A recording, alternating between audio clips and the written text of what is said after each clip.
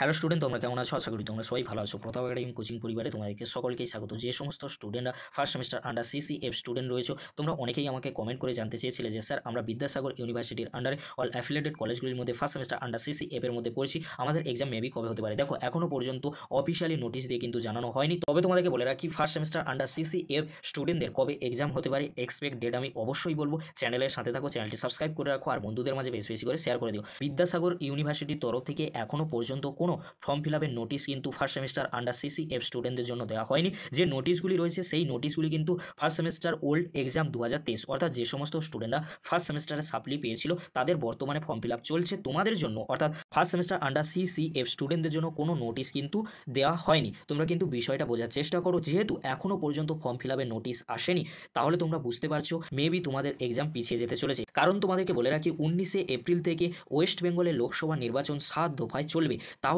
এই লোকসভা নির্বাচন 1 জুন পর্যন্ত কিন্তু চলবে। তাহলে তোমাদের এক্সাম মেবি কিন্তু পোস্টপন্ড হয়েছে। অর্থাৎ পোস্টপন্ড কথার অর্থ তোমাদেরকে বলে রাখি স্থগিত হতে পারে।